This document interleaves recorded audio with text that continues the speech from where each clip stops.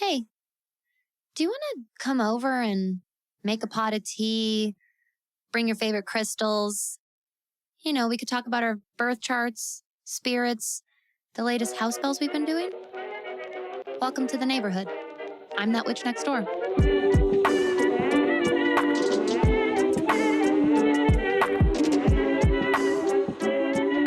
Hello, neighbor. Welcome back to another episode of That Witch Podcast. Welcome back to another very shadowy Shadow Chats with the lovely Ashley Michelle of StarSeedShadows. Hello. So happy to be here.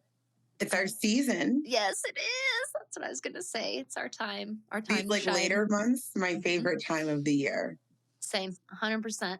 I get a little sad after October's over and it takes 24 hours because then I'm like, I love the next 3 months.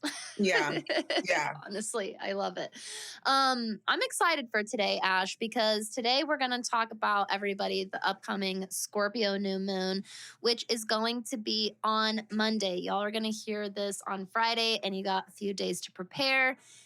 Obviously, on Shadow Chats, if you've been around for a while, we talk about, the shadowy side and characteristics of the sign of whatever that new moon is in. Today, though, when we're talking about shadowy, dark themes of Scorpio, I want to go somewhere really specific today. And I want to talk to you about some occult and paranormal and spirit stuff today, Ash. I'm very excited. This is a surprise for Ashley. I didn't tell her any of this. I didn't know. I love it, though. I'm very excited. So, a little backstory. For the past couple of months, when I go to listen to a podcast for entertainment, you know what I mean? Like a brain break podcast for funsies. This is, hear the Scorpio in me. I have fallen in love with the podcast called The Dark Paranormal.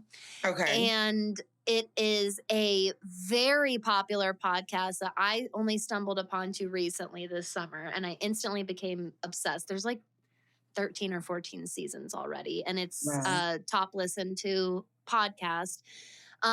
It's not just ghost stories. It's not just paranormal stories. We can find those everywhere. This is the dark side of the paranormal. These are people's stories with malignant entities and possession and demons and lower level energy beings. But keep in mind, this is not a witchcraft podcast. This is not, it's not hosted by, this is hosted by. It's hosted by the Muggles. Yes, exactly. Very well-respecting Muggles who definitely believe in the paranormal, have a lot of respect for it. That's one of the reasons I like this show, is he specifically, every single episode talks about leaving your disbelief at the door. At least for this one episode, set your disbelief aside and step into this story. And that's one thing I really, really like about it. But it gets me, as a witch and a spiritualist, this gets different gears going for me when I listen to these episodes, because the stories come from Muggles most of the time. And most of the stories start out with, I grew up and either people have had some experiences with ghosts. Some people have seen dark entities their whole life. Some people talk about this came out of nowhere, but it's not anybody who's thoroughly educated themselves in this area, okay? At all. But it gets me thinking and wondering all the time. And I want to ask you your experiences, your opinions, and your thoughts about some of these today, Ash. Okay. Are you open and willing? I am so open and willing. Let's talk about it. Let's dig in. I'm here. I am so excited. First and foremost, especially someone of your background, you come from a religious background. You are a star seed and a witch. You help people step into their light worker, right? What is a demon for you? And did that definition morph over time? Ooh, this is good. Oh, this is good. Okay. So I'm going to start with the second half of that question. Okay. It definitely, my definition of a demon definitely morphed over time. So growing up as a Jehovah's Witness, witnesses don't believe in hell. They believe that the devil is kind of running amok among earth, right? So my connection, and they don't believe really in demons either. So my connection to demonic entities and entities in different dimensions that could cause harm has really, really shifted. Now, as I got older and started learning more about spiritual work and learning more about working in different dimensions and having my own experiences with ghosts and things of that nature, I obviously realized that there's more to this earth than what we see in the 3D. Mm-hmm. As far, do I believe in demons? I believe that people have a hard time crossing over. I believe that ghosts are real. I've seen my fair share of ghosts in my life and felt my fair share of dark entities, I'll say, in certain scenarios. Rochester is filled with history, Underground Railroad, whole nine. So there are tons of locations in Rochester where you can just feel the energy shift. That's the best way to say it. I have been somebody that's gone through like sleep paralysis, which can be really fucking frightening. Now, as far as like demons go, I guess my current definition is, first of all, I think it's important for us to understand that like we can't be hurt. I think that is what needs to be said by negative entities with malintent, poltergeists, any of that sort of stuff, unless we're allowing that in, is kind of where I'm at with it, right?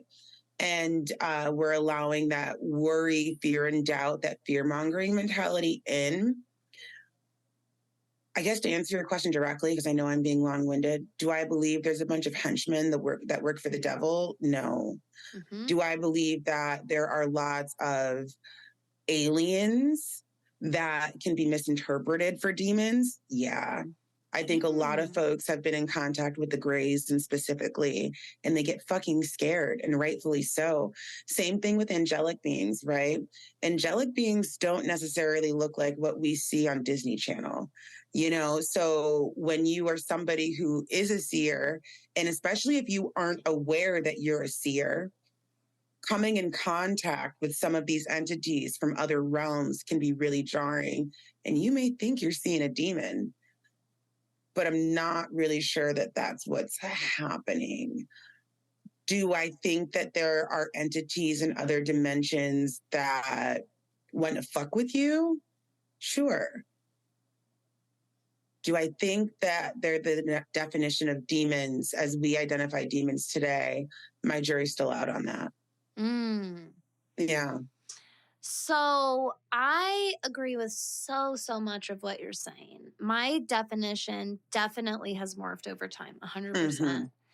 Mm-hmm. One of the most helpful things for me in learning about this stuff, and expanding my awareness of it, is also allowing my definition and concept of good and bad or good and evil to also expand.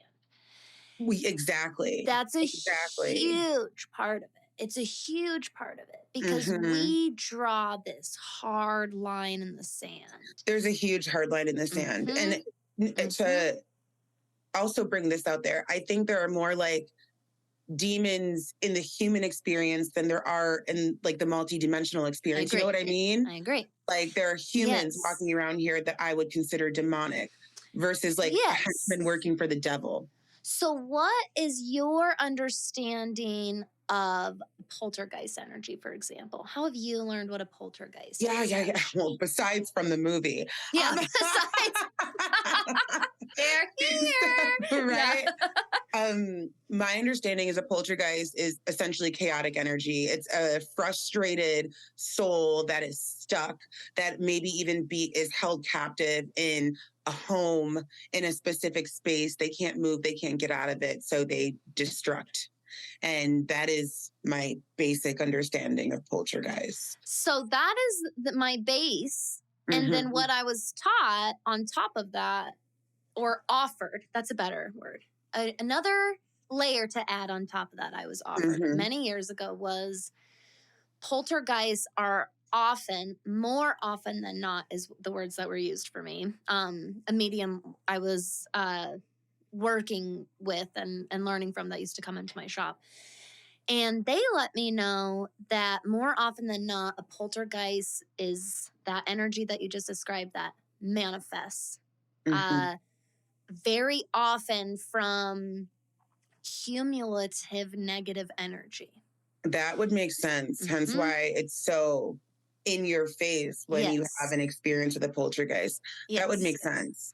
It reminds me, and has always, I remember when they told me this, and ever since then, what it just like really even more strongly connects into is my understanding of the need for shadow work and what the shadow actually is. Yeah. And what the shadow does when it is being avoided, when it is being suppressed, when it isn't being integrated. And I wonder if the longer that goes on, if that's when we find cumulative negative energy that can manifest into malignant energy or trickster energy, like a poltergeist. Right. Now, speaking of shadow, another question I have that I want to ask you to connect all this as well is you do all this work in the Akashic records. So before you answer the actual question I'm going to give you, just for anybody that's not here, first, give them a little basic understanding of what the records are. And then tell us, I know that you've seen shadow figures in people's records before, and you've had to learn about this from what you've witnessed and working with this. But I also know that as readers and as spiritual educators, we have to describe the complexity and nuance of shadow being because it is that term is received in a very specific way. Most people draw a very specific picture. So what are the records, just for anybody that doesn't know what the Akashic records are? And what would you say a shadow being is or could be, maybe? Okay. I love these questions, Danny. Thank you. This all came to me. So good. Well, the Akashic records, and it's the most simplistic answer, is a record of time of any and every living being, period, right? So we all have Akashic records. We all have a record of time. The best way I love to describe it is in the show The Magicians, which you can catch on Netflix. Great show, by the way. The library, that's the Akashic records. And the guardians of the library are your guardians of the records. So it said that we each have two main squeezes in our records, two main guardians that help us. And so inside of our records, we are offered this opportunity to explore past, present, future lives, right? Other lives and other lifetimes that we've lived. If we do have starseed lineage, being able to reconnect with that ancestral lineage that needs to come out and come through.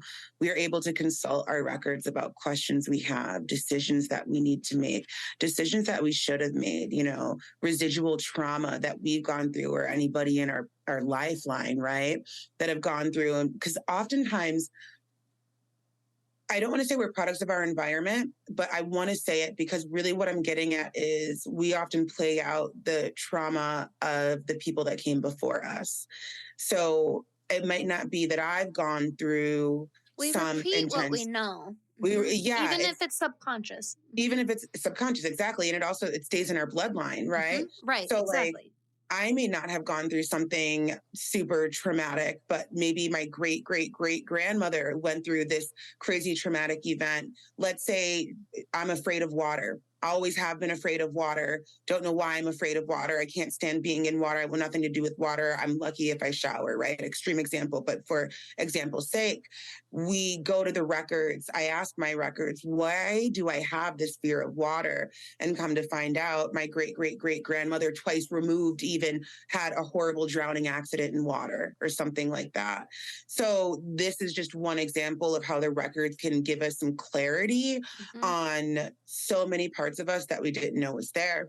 Now, as far as shadow being goes, I'm literally envisioning an onion right now because there's so many places we could go. Now, inside of the records, whenever shadow beings are coming through, in my personal experience, they have been past loved ones. They have been the guardian of that person's records. And they have also been galactic beings that are trying to come through. This is why I asked you this, by the way. Yeah. Because I want to help dispel that immediate picture that comes through, that in shadow equals evil, malignant being. Right. No. I haven't come across any evil being, and I've come across a ton of shadow beings in my work over the 15 years I've been doing this work. And even when I wasn't doing this work, but just a wee little baby and just cancer rising, just exploded and way too sensitive. And people were coming through like hotcakes. I think what feared me the most was seeing people that I saw alive die and then see them after they were dead, and in my living room. And I'm like, holy fucking cannoli. You know what that's crazy. Just being young. But as far as shadow beings go, in my work, I haven't had negative experiences with them. Okay. I'm also not calling for that. And I think it's important to make it known. What we call for is really important on these topics. If you're calling for a demonic experience, you're going to get a demonic experience. If you're calling for that, that's why, in the witch community, there's all this taboo around using Ouija boards, right?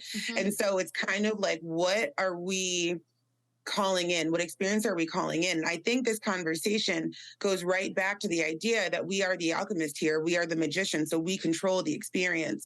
And I think it's just really important to remember that we control the experience. So I don't subscribe to this idea that we can be hurt in the 3D based off something that's happening in a different dimension or an experience that's happening that may be really unpleasant, right?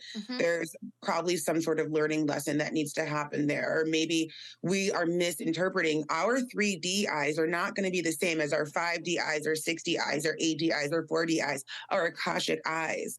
They're not going to interpret the same. That's why when you're having a true experience with an archangel and you're seeing this archangel, manifest itself, you're probably going to be scared shitless.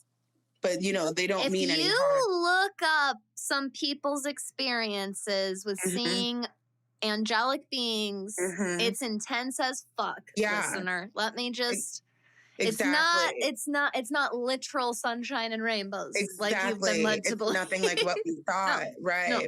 Because it's inhuman. And that's not in a bad way. I don't mean that in a bad way. But I think this idea of created in God's image takes a literal, hard, literal interpretation. I must look like God. Whatever God looks like. You know what I mean? And I think it's more of a metaphor of we are part of divine. We are a fractal of spirit. That's in God's image to me. And also too, it goes back to what you were saying. We only know what we know, so we don't have anything to compare it to. Exactly. So if we're only seeing humans all 20, 30, 40, 50 years of our life, and then something inhuman comes around, it doesn't look like any animal we've seen. Right. Not of this earth. Yeah. Exactly. Yeah. It's going to look a little wild. I think about that crazy ass looking jack-o'-lantern fish that they found some years ago in the depths of the ocean. I'm going to nerd out a little bit here. But, they went hella fucking deep and found so many different species of animal or fish, I should say, that we didn't know existed.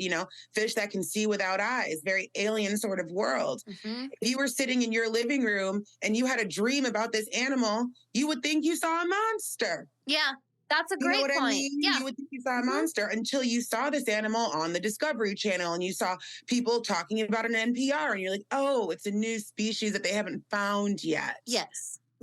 So it's all about us recognizing how deep our conditioning truly goes, even in the realm of spirituality, witchcraft, and the occult. I agree. Today's episode is brought to you by Sister Yarrow, one of my favorite handmade clothing, home goods, and accessories companies located in the heart of the Rocky Mountains. Created by one of my dear friends, owner and artist, Madeline Greason, Sister Yarrow connects you to both earth and spirit by bringing you handmade, one-of-a-kind pieces inspired by nature and all things magic. Now, this autumn, Sister Yarrow's most recent collection is called the Earth Seasons Collection. It is a mixture of earrings, necklaces, and accessories and more that primarily focus on beautiful mixed metals, crystals, and other minerals with an emphasis on simplistic, gorgeous, bohemian designs. Now, in addition to their newest collection, Sister Yarrow also offers a wide variety of products like sun catchers and mobiles. I have a couple in my home, and they are a favorite of myself and my daughter. They cast little rainbows across the room. We've got home goods, candles, crystals, clothing, and more. And listeners of That Witch podcast also get an exclusive discount on sisteryarrow.com. Simply use the code ThatWitch10 to receive 10% off your entire order. Go to sisteryarrow.com. Make sure you subscribe to their email newsletter so you never miss their newest collection, newest products, or exclusive discounts and sales. And make sure you use code ThatWitch10 to receive 10% off your entire order at sisteryarrow.com. So I believe that life, the concept of life, the energy of life is this force of evolution, always growing, always evolving. I believe that beings of this universe, and that's a big fucking umbrella when I say that. Let that be a big umbrella. I believe that beings of this universe are naturally attracted to that force. I think that we're naturally predispositioned for that. I think that applies to any dimension that you are part of. Yeah. And that which seems or is more thriving than you or growing more than you or we're attracted to those things. You can see micro examples of that in our very dimension. Look at fucking influencers. Why do you think people are so drawn to this? You're drawn to this, what you're defining as a higher way of life. There's a goal there. There's something that you're drawn to. And I think that lower level beings are drawn to higher level beings. I think that's a very natural course. And I think that this is where and how beings want to attach themselves to another being. And I do think it's possible, and I do think that it happens, but I agree with you that there is some sort of allowing or permission in our behavior or our thoughts or our energy that let the connection really form. But I also believe it is way fucking easier to remove that attachment than we're taught.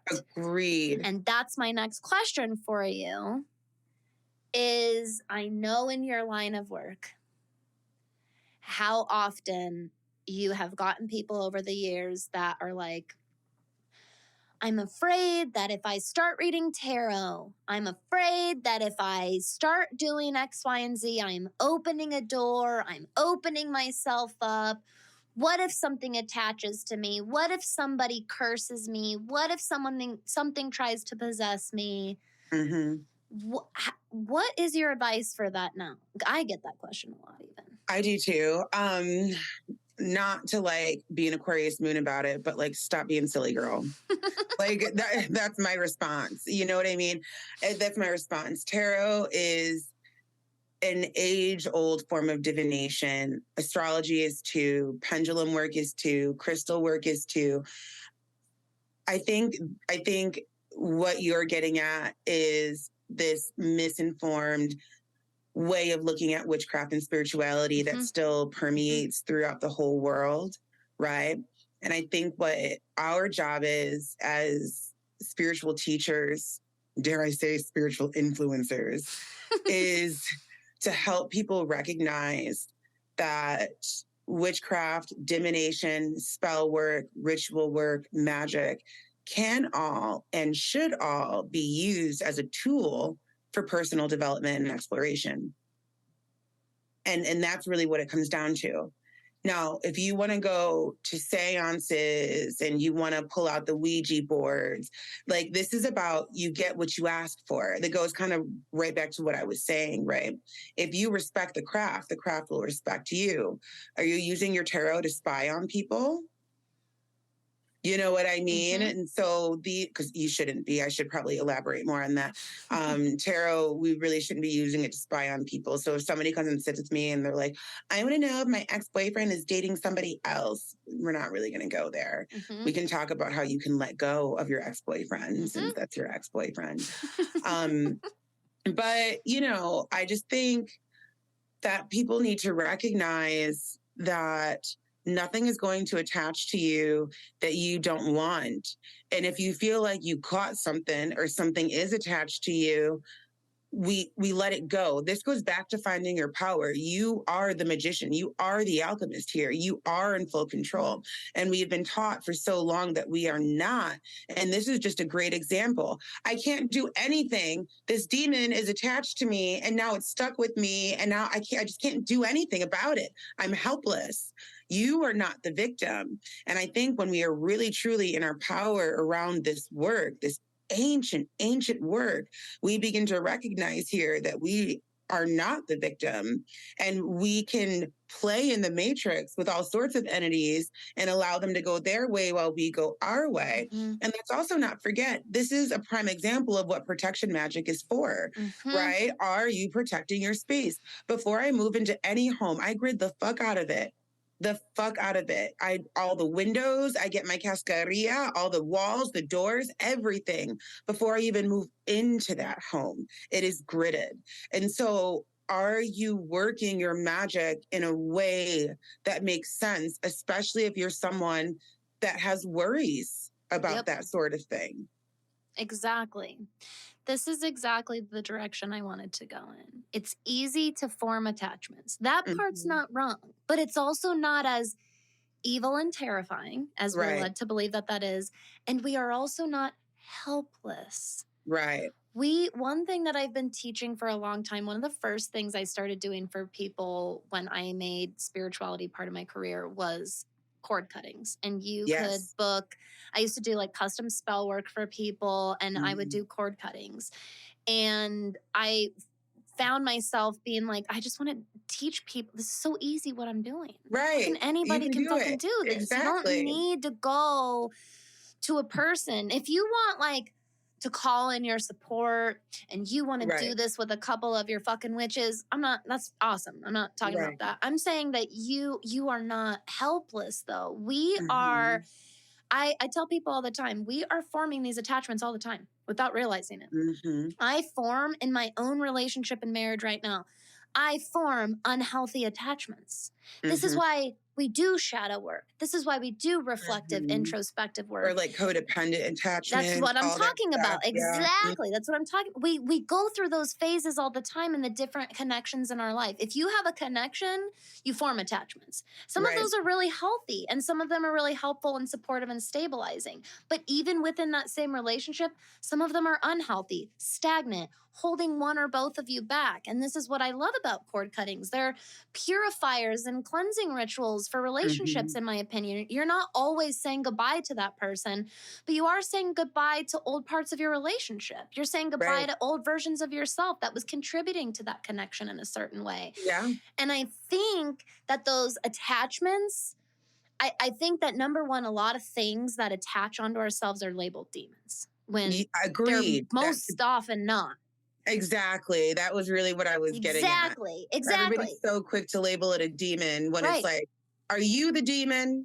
That's exactly where I was going. That's why I connected the shadow and this family history and lineage, because I really, really believe that when we have little spiritual signs jumping out or even poking and prodding at us from our environment, I think they are things calling our attention. I think that we are supposed to do a sweep and a cleansing and a re-evaluating of our life and like, what are we shedding and moving into?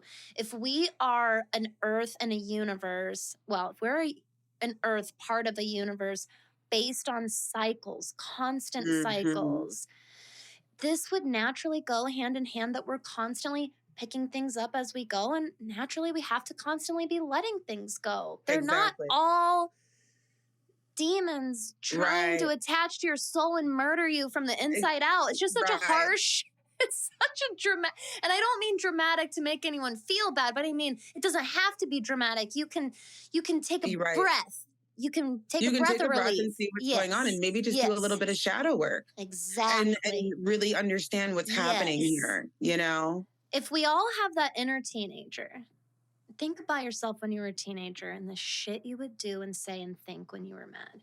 Yeah. And if we all have an inner teenager and they have their own shadows, what do you think our little snotty little sassy ways that past version of ourselves might try and get our attention? Loves to come in. Yeah.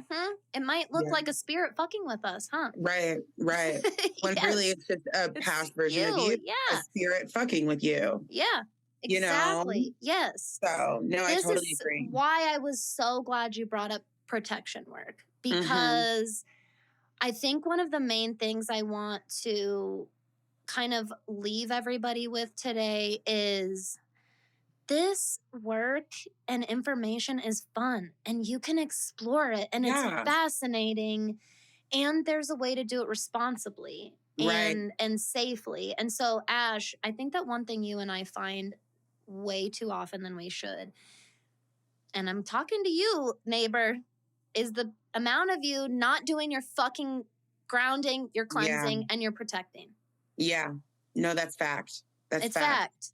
I cannot express enough how important it is to lock in to Pachamama and ground and really get rooted in connection with her and connection with yourself and centering.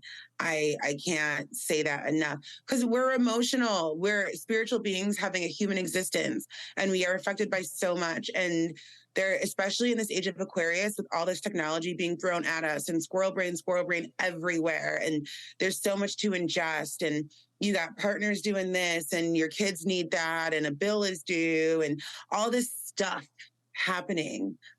So much of your spiritual practice is about coming back to self, coming back to center, coming back to soul.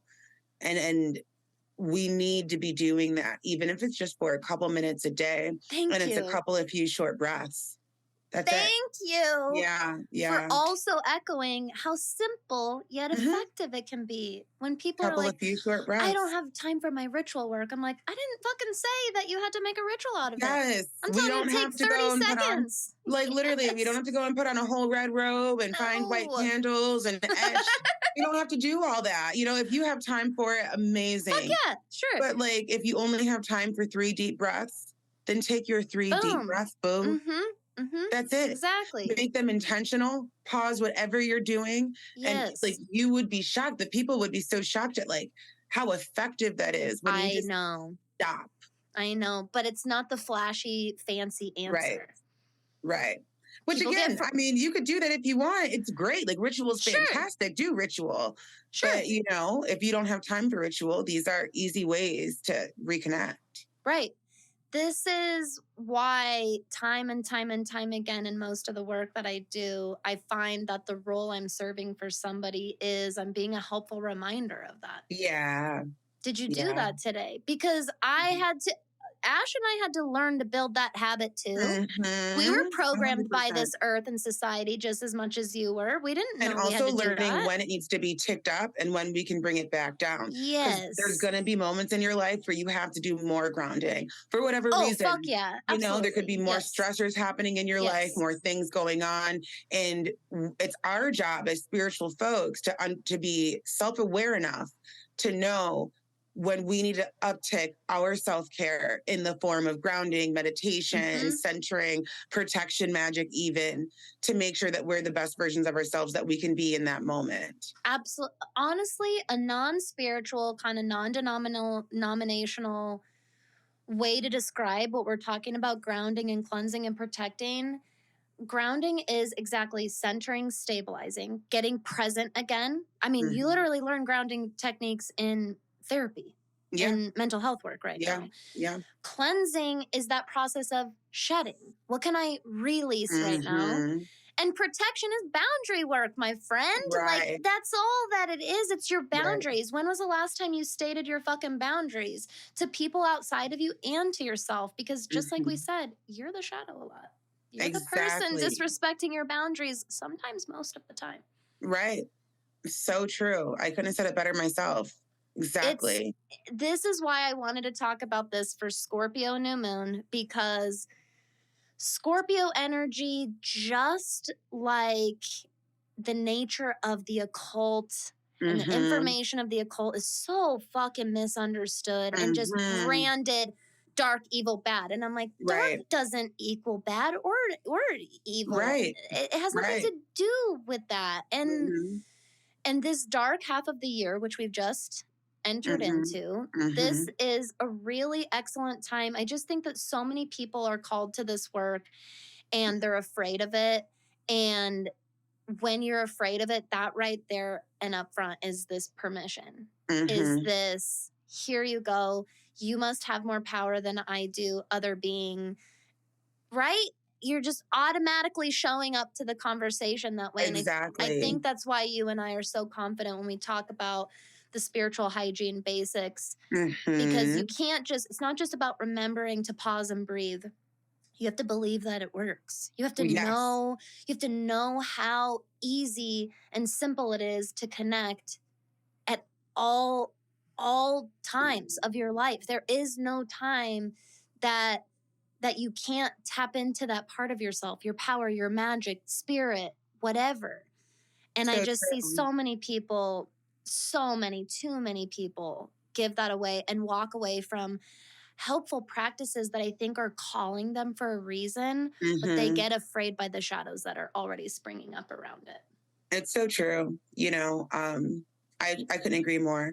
I think Scorpio season has a lot to offer. And again, new moons, we bring up, full moons, we release. So I think it would be a really good idea for our listeners to stop and think about what habits, specifically in the realm of protection, and also connecting their dark energy to themselves, and not feeling so afraid of the dark, and not feeling so afraid of what they think something is. And also, I know we're not in Sag season yet, but can we be a little more inquisitive? Like, if you're somebody that feels like you do have an attachment on you, ask it questions, learn about it. You know what I mean? Like, this is what it is. And going back to, I had a thought that I lost, but it came back to me when you said you have to believe it. Like, that is like the fundamentals of magic and witchcraft, belief. All of it is rooted in belief. That's why we manifest. That's how we can manifest, right? That's how our shit works. My spells always work. One of my favorite mantras. And so you really need to believe that, right? And so as far as attachments go and demonic energy and poltergeists and ghosts and all of that, I think it's really important to believe that we are living in a world that's not just three-dimensional. We're living in a world filled with multi-dimensions. And I also think that we have to not be so arrogant and understand, like, why would something, someone, some being want to come for little old me when there's a whole bunch of other motherfuckers they could be fucking with? Like, if we're going to get real about this, if a demonic entity really wanted to attach to somebody, would they want to attach to me, or would they want to attach to some asshole with a whole bunch of motherfucking power who's already doing deep, dark underworld shit? You know, like, so there's also that level of logic that we have to utilize here as well. You know what I mean? We are in a world that is changing drastically, and more people are coming to the light. They're understanding the importance of personal development through a spiritual lens. Thank God. And so I hope and pray that any folks dealing with attachments are starting to understand that maybe they're not as bad as they think they are. Yeah. And one thing I want to put out there, I just finished Dolores Cannon's book, The 3 Waves of Volunteers. And for anybody who doesn't know, Dolores Cannon was a very prominent hypnotherapist in the spiritual realm. She spoke to thousands and thousands of people, specifically on starseeds and starseed work and alien work, UFO work. And she had recorded a number of people connecting with their alien ancestors, entities, family, talking about set attachments. And a lot of attachments that people think they have that are negative are actually there for connection with their alien roots. And I'll let the people who are curious about that find the book, look it up. But I found it to be super, super fascinating. When you all think of attachment or you think you have an attachment, I think it's your duty to fully understand what's going on before you immediately label it demonic.